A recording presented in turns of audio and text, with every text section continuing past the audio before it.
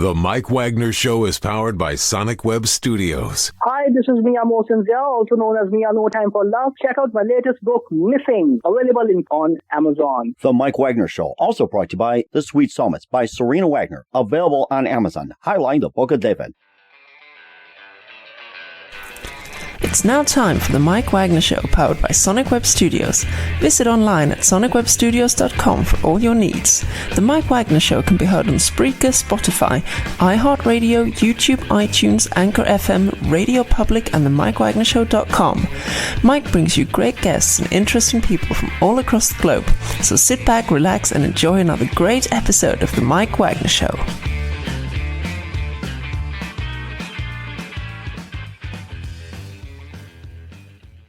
Hey everybody, it's Mike from the Mike Wagner Show, powered by Sonic Web Studios, brought to you by our official sponsor of the Mike Wagner Show, international award-winning author Mia Mosinzia, Missing, available on Amazon and paperback and ebook, coming soon, Missing 2, Double the Suspense, Double the Fun. Check it out on Amazon. Also brought to you by Sweet Psalmist by Serena Wagner, based on the life of David and Queen, 30 exquisite pains and King David Psalms, Amazon.com, keyword Sweet Psalmist Serena Wagner. Also check out the Mike Wagner Show at the MikeWagnerShow.com. And a link tree at the Mike Wagner Show, 50 podcast platforms, 110 countries, including Facebook, SoundCloud, Spreaker, Spotify, iHeartRadio, also Apple Music, BitChute, Realme, and YouTube. And follow us on Instagram, LinkedIn, Twitter, and TikTok today. We're here with amazing lady who is a New York-born author, graduate of McGill University with a Bachelor of Science and a Master's of Education from Harvard, and divides her time between Massachusetts and Mexico City, and spent her career blending research, policy practice, and also creating social impact in the Americas and beyond. Talk more about that. She's a recognized expert in global education and development. She has a new book out, which is a memoir chronicling the ensuing process, and also the times of during which she grappled with the decision to apply for an Austrian citizenship, involving her grandfather and the bureaucratic process, going through numerous family stories and uncovering the gaps in the family heritage. The book is called Austrian Again, Reclaiming a Lost Legacy. Live, ladies and gentlemen, plus dudes in beautiful downtown Massachusetts, the amazing New York-born author, graduate of McGill University and Harvard, and the author of the book Austrian Again, Reclaiming a Lost Legacy, multi-talented Anne Hand. Anne, good morning, good afternoon, good evening. Thanks for joining us today. Oh, I'm so happy to be here. Thank you, Mike. Thanks to everybody listening on the move, at home, wherever y'all are. Thanks for making the time. Well, it's great to have you on board as well. And so you're a New York-born author, graduate of McGill University with a Bachelor of Science degree and a Master's of Education degree from Harvard. You divide your time between Massachusetts and Mexico City. You spent your career blending research, policy, and also practice to create social impact in the Americas and beyond. You're a recognized expert in the global education field and development. You have a new book, it's a memoir chronicling the ensuring process during which you grapple with the thought of decision, applying for an Austrian citizenship, and also involving your grandfather, the bureaucratic process, and also going through numerous family stories, uncovering the gaps in family Holocaust history. The book is called Austrian Again, Reclaiming a Lost Legacy. Before getting to that, Anne, tell us how you first got started. So I was just reading the news one day, like I think a lot of us were doing, sort of in September, October, at the beginning of the pandemic back in 2020. And, I was reading the news before I was getting to work one day, and it was so weird because it was the first time I'd ever read the news and seen something that, I started to double take, and I was like, this is something that it might apply to me in a different way from anything I've ever read before, and this is really weird. So basically, there was a headline saying that the Austrian government had opened up a new pathway for the descendants of people who had been persecuted and victimized during World War II. And I knew we had kind of those pieces of the family story. I knew the sort of broad strokes, it seemed like that was something that was related to myself and my own family history. But it was also something that I'd never thought of before. I never thought that, that anything like this would be available. Austria historically was always very like against kind of saying that they didn't done anything wrong during World War II, even though, over the last 20, 30 years, they've kind of done an about face about that. And it's something I've learned as I've gone along, just how, Austria has also evolved in terms of understanding its own role, during the war and after the war and all that. But at the beginning, it was just like, wait, what is this? And I'm curious and I want to learn more and I want to see where this goes. I want to kind of, go down this rabbit hole and see where it goes and just explore a little bit more about my own family. And it was a way to kind of do that. And what was that one moment on their part that simply did an about face and letting the descendants of the Jews victimized from the Holocaust? What was that moment that did about an in face? Because as you mentioned before, they're involved with the slaughtering of the Jews, and all of a sudden that did an about face. Was it like time healing? Was it like they had regrets, change their mind, or is it simply like changing times? I think it's an evolution, right? All these things, they never happen overnight. And they're generational changes. They're changes in terms of like who's making the rules, who's in power, who's interested in kind of exploring this a little more. So, like after World War II, for the first, say, like 50 years until the 80s, 90s, Austria very much considered themselves a victim too, like officially. They'd say, no, we were the first country that, was kind of forced by the Nazis to become part of, their empire, even though, they basically said, hey, we're happy for you to come in and attach us to you. But, the story after the war, was that they were victims too, and that they had suffered and that they hadn't been the perpetrators in the same way that, the German Nazi Party had been, as sort of getting the ball rolling and getting all of, what ended up being, a devastating series of atrocities as part of this really terrible war, getting all that started. But as time goes on, as people, start to talk about things a little bit differently, as generations start to shift, as the historical record also changes and people pay attention to things in a different way. There was, sort of a shift in Austria in terms of how they understood their past, how they understood not even just complicity with the Nazi regime, but their active participation. And it's been really interesting now, because you're talking 80, 90 years after the fact.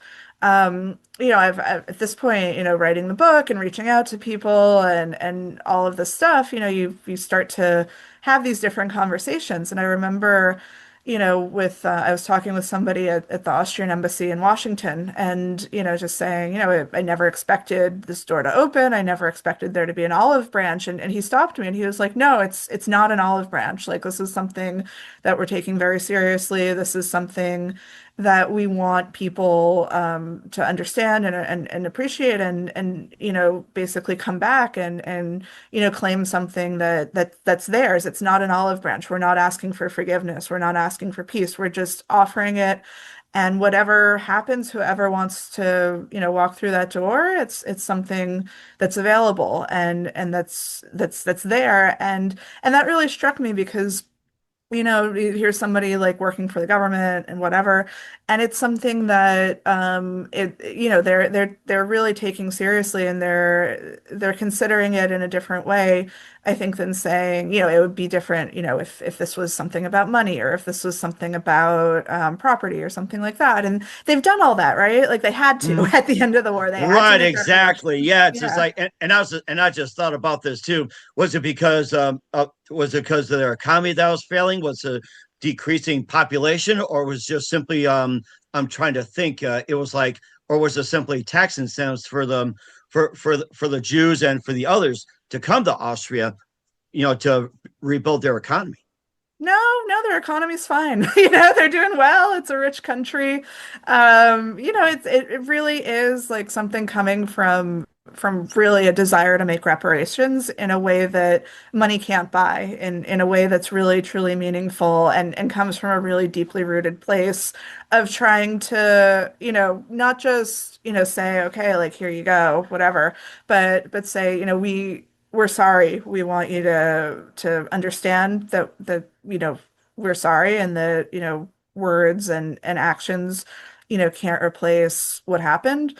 But there is this openness towards a real kind of reconciliation and being able to have, these conversations as equals, being able to, come and take your time and stay or not stay or whatever and do your thing. And that's a very different kind of dynamic. And I think that's a very real dynamic. And I had never when I started all this, I think I was pretty skeptical, like a lot of people are when they start this process, because one thing is to say like, okay, here's this like program that's available and you can do it, but they can make it really difficult if they want to. They can ask for all these documents that nobody has anymore because they were destroyed or because the families just didn't want to talk about it, so nobody knows where to find anything or whatever. They can ask for a lot of things. They can make people's lives really difficult if they even like try to do this. And they've made it as easy as they can to, fulfill their requirements and kind of make it, just okay and in their books. And I feel like going through this process and realizing how they want to facilitate it, that's a very different feeling, right? When you're like, oh, like you are making this accessible, you are making this relative, like no process like this is easy, but you're making it relatively easy, and you're sincere and you're genuine about at least wanting to open the door and then see who walks through. Something, I think that's a really good point. It's a great place to visit. Would it be a great place to live? We'll find out more with author Anne Hand of Austrian Again, Reclaiming Lost Legacy. But first, listen to The Mike Wagner Show at themikewagnershow.com, powered by SoundCloud Studios. Visit online at soundcloudstudios.com for all your needs. Look at a professional website without breaking your budget. SoundCloud Studios is the answer. SoundCloud Studios offers fast, affordable, custom designs that blow the competition away. Call today, 1-800-303-3960. It's 1-800-303-3960. Or email to support@soundcloudstudios.com. Mention the Mike Wagner Show, get 20% off your first project. Sonic Web Studios, take your image to the next level. Also, time to give official shout out to our official sponsor of the Mike Wagner Show, international warring author Mia Molson-Zia. If you love fast-paced mysteries, you'll love Missing by Mia Molson-Zia, available on Amazon in paperback and ebook. Missing is fast-paced and intriguing with an unforgettable twist. It takes place in 4 countries, 2 strangers, 1 target, where truth is illusion and those will be the first to go missing. It's available on Amazon in paperback and ebook. Missing by Mia Molson has garnered great reviews and even loved and endorsed by Hollywood celebrities, including Joanna Cassidy, Forbes Riley, and many others. So grab your copy today before it goes missing by Mia Molson, available on Amazon. Coming soon, Missing 2, double expense, double the fun. Check it out on Amazon. Also brought to you by Sweet Psalmist by Serena Wagner, based on the life of David, including 30 Quiz of Pains and King David Psalms. The Sweet Psalmist gives new perspective of David through Psalms he wrote as the time of shepherd started and complicate a turbulent relationship with King Saul.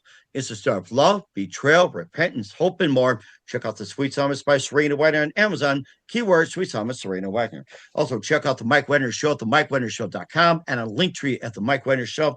50 podcast platforms, 110 countries, including Facebook, SoundCloud, Spreaker, Spotify, iHeartRadio, Apple Music, BitChute, Rumble, and YouTube. Follow us on Instagram, LinkedIn, Twitter, TikTok. Take us with you on any mobile device. And for great gift ideas, go to Amazon.com. Check out the Mike Wagner Show podcast, T-shirts, pop sockets, throw pillows, tote bags, hoodies. Makes great gifts 24/7. Go to Amazon.com. Check out the Mike Wagner Show podcast. And for more great gift ideas, go to Amazon.com/Mia Molson-Zia for great books, merchandise, and more. And support the Mike Wagner Show on Anchor FM, PayPal, and the MikeWagnerShow.com. We're at the multi-town New York-born author, graduate of McGill University and Harvard. Dividing time between Massachusetts and Mexico City, the well-traveled Anne Hand of Austrian Again, Reclaiming Lost Legacy on the Mike Wagner Show. And just get the fact that you expressed interest in Austria. And from my understanding that you want to go live in Austria and apply for citizenship. And what exactly motivated you into applying for citizenship? Well, I mean, my life is wonderful, to be perfectly honest. I never thought about living there as I was doing this. It was more, I think, wanting to understand my family's story. My grandfather had immigrated in the 20s. And he was always, very hardworking, very, like he was always so happy and felt so lucky to be American, in the way that the country really let him do what he wanted to do and at least have a shot, right? In a Hmm. way that the country that he left behind, the Austria that he left behind, just wasn't able to at that point in time. And then his mother she stayed. Three of the kids went to the U.S. Their parents stayed, which I think is pretty common. Also, it's harder to move when you're older. It's harder to immigrate, but. Basically, my great grandmother was very, very lucky to be able to get out in mid 1938 after Nazi Germany had annexed Austria and before things got really, really bad. So I had been to Vienna once, Vienna, the capital of Austria. I was a tourist like anybody else who kind of does the stuff Hmm. that you do downtown. You get in the hop on, hop off bus, you kind of look at the cathedral and the opera house and whatever. And so I had no real connection with the city. I had never been there in any real way. And when I started, it was never about moving. It was never about any of that. It was more about understanding the family story, learning more. I think thinking about my grandfather and his own journey, to the U.S. And the way that he maybe would or wouldn't be interested in what I was doing, what I was finding. And it's different, right? When you learn about your family and these kinds of difficult stories as an adult, because it's not about what you were told as a kid. It's about what you find, on Ancestry or on these other websites or what you can find in, archives. And I was able to do all that remotely, which was really, really cool. I hadn't realized that so much historical information, genealogical information is available for people who just want to find out more and learn more about their family's stories. Um, so yeah, like at the beginning, it was just like, oh, here's this thing I read that like, maybe I'd qualify for this citizenship thing. I don't know. I just want to learn and I want to find out more and I want to honor my family. I want to think about my family. I want to, remember them and do right by them because I think we all want to leave a legacy and I hope that they would have been happy, right? That I Hmm. was digging and I was trying to find out more about what they went through, even if, when they were alive, they weren't stories that they were comfortable sharing. It's different, right? When you're an adult and you want to have those conversations, then you just can't because the people have passed on. Right, yeah, and I was just thinking about with the citizenship with in America, you got to fill out these certain papers, you got to go through these documents, you got to take a test, you pay a fee and everything. It gets quite lengthy. And how does the Austrian applying for citizenship? What's the process like? Is it just as difficult? Was it like easy, or is it just like average to apply comparison to Well, America? so this is a special pathway, right? So the way that you do it is you have to basically say to them, okay, here's the relative that I had that fits your criteria for why this pathway is available. It's about historical reparations. So you have to show that your ancestor was there, that they were a citizen, they were resident. And they were persecuted basically by what happened in the lead up to World War II and then potentially during the war itself. So the big difference is that Austria has like incredible archives and records of residents and census records and birth records, and they have all this stuff going back a really, really long time. So for them, it's very easy, to validate that your relative is your relative and that yes, they were persecuted because it's all there. They just have to find it. And so And, and it's how then. long Mhm. and how long did the process take on that one? How much did it cost? No, it's free. It's free because it's a reparation process. Nice. So, this is something that the government is just saying, like, hey, we're willing to do the legwork. Just like tell us who you are, tell us who your ancestor was, show that connection, make it happen. And their normal citizenship process, I mean, it's more like the normal process in the US, right? And it's a very long, very difficult process, where they do the same thing about like language and tests and all this other stuff. But this is something very, very different because they were trying to right a historical wrong and they were trying to open the door to people. There's, I think, think somewhere around 35,000 people who have done all this in the last 5 years. Like that's a lot of people, especially for a Hmm. pretty small country. Like Austria is a very small country, and knowing that they're putting in the manpower to do this, and that they're making it available, they're making it accessible. I mean, it's very different, and I've never heard of any other place, opening the door like this and then making it so that people can actually do it. Hmm. Right. Yeah. And of course, back in the day with Austria's lifestyle, things were going good before the war. What happened? What's a lifestyle like in Austria right now compared to what your parents went through, like especially during the war? So, after World War I, and we're talking about like the 20s and 30s, Austria had a lot of problems. They had a lot of economic problems. It used to be part of this big empire. The empire got split up because they lost the war, and Austria kind of didn't really know what it was. And so, from the end of World War II, in 1918 until 1938, when, World War II basically got going, it was a very difficult place for a lot of people to live, even before the anti-Semitism and the persecution started to get really, really bad. So, the Austria that my grandfather left behind, that my great grandmother left behind, that's a very different country, than what's happened and how it's evolved. I mean, now it's very peaceful. It's neutral. It's completely neutral.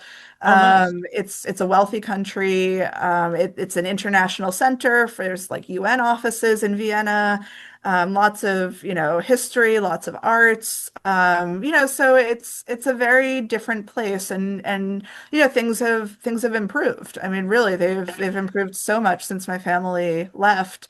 And I think it's important to recognize also that, the very complex Austria, very difficult Austria that my family left behind, it's not the way it is today. I mean, they're like any place, right? Like there are social Right. issues, it's Yeah. complicated, but it's peaceful, and it's from what everybody tells me, Vienna's lovely, and it's very different. It's very, very different. So it's, we're talking about a different period in history, and the way that Austria has evolved since 1955, since like the formal end of World War II. It's just incredibly different and incredibly peaceful. Europe is a very different place than it was even a generation ago. And so all of that is just to say that, my grandfather never went back. He didn't want to. The place that he grew up in, it was destroyed after World War II. But now that place has evolved again, and I think, it's a very different place than it was, even 50 years ago. Mhm. And besides the art culture, what are some of the thriving industries that are taking place right now in Austria as we speak? Well, they have a lot of tourism. They just had the 60th anniversary of the Sound of Music, which, took place in Austria. So they're very, there are some celebrations about that out in Salzburg. They invest a lot in culture. They invest a lot in the arts. There's also a lot of companies that, you wouldn't think are Austrian, but they are. So Red Bull, for example, Red Bull's an Austrian company, Oh, and nice. Okay, I think I'm yeah, ready to have so one lots in of honor of you energy. guys. It's got wings. Fly to Austria. Yeah, exactly. So, there are all these like things that are they're interesting, right? You're like, huh, like I never thought of that before. So they're definitely focused on the past, but the businesses and the companies and all of that, they're very vibrant. There's a lot of hiking, there's a lot of agriculture still, there's winemaking, there's all the, all this like, nice things that really are about, keeping traditions and having this quality of life, but also, giving them a modern twist. And so that's pretty cool.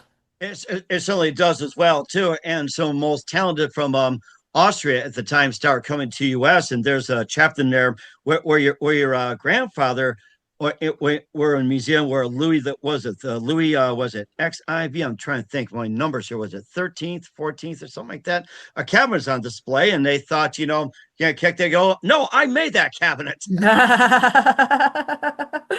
Yeah, I'm glad you like that story. So he was a cabinet maker. That's what he was trained to do. He went to trade school, and at the time when he was in school in the 1920s, that was a really good craft that Austria was very famous for. And when he moved to the US, he worked in furniture design and manufacturing, and he, ran some factories for a while, and he was really in that space, but he could also still do that like really old school like craft stuff. And people would ask for replicas, and he would always kind of put his little seal inside, like so that he knew that it was something that he made. And then he randomly like saw one of those in a museum, and he was like, "Wait, what? Like I made that thing? That's crazy." Oh my gosh! And something that's really discovered as well too, and more to discover with author Anne Hand of Austria Again, Reclaiming the Lost Legacy. We'll get that 1 minute. You listen to the Mike Wagner Show at the MikeWagnerShow.com, powered by SoundCloud Studios, brought to you by our official sponsor of the Mike Wagner Show, international well-being author Mia Mostly Missing. That's Sweet Psalms by Serena Wagner, based on the life of David Queen, Theories, Quiz of Pains, and King David Psalms. Amazon.com, keyword Sweet Psalms Serena Wagner. We'll be back with the amazing author Anne Hand of Austrian Again, Reclaiming the Lost Legacy, after this time. The Mike Wagner Show is powered by Sonic Web Studios. If you're looking to start or upgrade your online presence, visit www.sonicwebstudios.com for all of your online needs. Call 1-800-303-3960 or visit us online at www.sonicwebstudios.com to get started today. Mention the Mike Wagner Show and get 20% off your project. Sonic Web Studios. Take your image to the next level. Hey there, Dana Alexa here, American News anchor. Hey, let me ask you something real quick. Why do you read a book?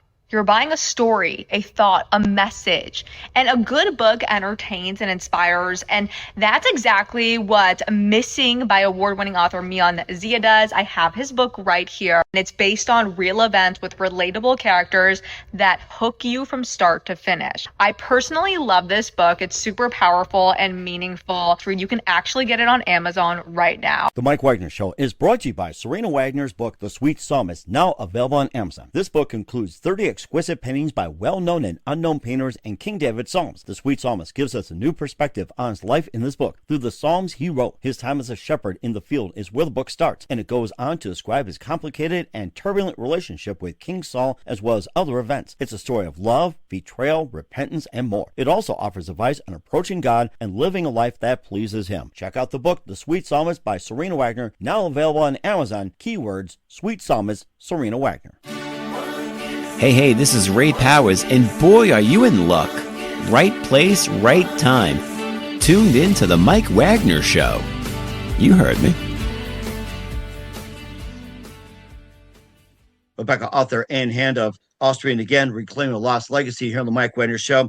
And you've done some time with research and everything. You also spent time between Massachusetts and Mexico City, and you've done a lot of work with global education, development, everything else, blending research, and more as well. You're making a great impact at it. Oh, thank you. I appreciate that. We all do our best, right? We try to put in our grain of sand, and we hope that what we do, matters in the world. I really do believe that. So I just feel really lucky to have been able to, worked on these really interesting projects and got to travel for work. And, with all this, with the book now, I think, having done the kind of work that I've done, it gave me a very different perspective on, what I was doing with the family research, why I was doing it. It helped me understand, how I fit into the world in a different way. And I'm happy with that, and I'm happy with the book. And I hope that people read it, right? I hope that people like it. I hope people are able to think about their own, stories and their family past, and think about, what happened, right? Like, how did people get here? Why did they come? What was it like then? What was it like to adapt? And a lot of people don't tell those stories, and it's just so important that we understand what our grandparents and our great grandparents went through, so that it gives us, I think, a lot more strength and a much firmer grounding in who we are and what our values are, and what we care about. And something amazing as well too. And there's some more gaps that have to be filled, maybe just a few more gaps. You want to talk about that still need to be filled in this whole venture? So one of the things that as I was doing the research, they're both of my my great grandparents had these huge extended families that just, disappeared basically after 1939. And, you can just assume the worst because that's honestly like that's probably what happened. But nobody talked about it. Nobody told those stories. Nobody, said, hey, there were these cousins or hey, there were these, aunts and uncles and nobody, it was just kind of gone. And so I was able to fill some of those gaps. I was able to find, some of the cousins. I was able to do that research and see what I could find before the whole felt, too big and too dark. And I'm glad that I was able to do that. And I was glad that I was able to at least, understand that, the immensity basically of what happened and the fact that, my family was really lucky, like my immediate family to be able to leave when they did. They were so fortunate, and I think that they recognized that and they realized that, and maybe that's why they didn't want to talk about it because they didn't consider themselves victims, right? In the same way that all these other people that they loved and cared about were. But they, just understanding the scope and the immensity of what happened to regular people during that period is so important. Like my family was super regular. My great grandmother ran a tavern, right? Like in this working class neighborhood where Hmm. they had lived for 30 years. And, they were just regular people. And you don't read about regular people very much. You don't read about what happened to regular people. And so to me, it was just so important, to tell this story, give it a little bit more light. Like we all deserve to be reflected in art and literature. We all deserve to feel like we can see ourselves in different things. And I had never seen myself before in what I'd read about, this time period, what I'd read about Vienna. And I never saw stories that I recognized. So, sort of put it out there and let it live in the world and then just let people do what they're going to do with it. I mean, that's a cool thing to do. So I hope people like it. I hope people appreciate it. And I'm sure people do as well too. Now, right at this moment, do you feel Viennese or do you feel American? I'm going to throw I that don't out there know. just for fun. I feel American. It's not, there are things, right? There's some food, there's, desserts and there's music and all that. But no, I mean, I think for so many of us, like I grew up here. I grew up in the US. I feel American. My parents were both born here, and there's just kind of the way that there are definitely things about the way we do things that are very, very different than the way that they do things. And so much of it is about like personality and opportunity and just, trying to do things and seeing where it goes. And but for me personally, I mean, I feel right now today, yeah, I feel very American and I'm very proud to be American. And certainly as well too. And what else you want readers to get from the book? I want them to know that it's really easy to do this kind of research. I want them to know that they can find out more information and really do their own research about their own families and where people came from and what they did and and knowing we all have different family dynamics, right? Like knowing the way that our families like communicate or say things or don't say things or whatever, what those patterns are like. I think that you when you know that and you kind of see more about the historical piece of it, you can, fill in those gaps in your mind and you can understand a lot better, like what they must have been thinking or what they must have been feeling or how they made the decisions that they made to do something and not something else or go somewhere and not somewhere else.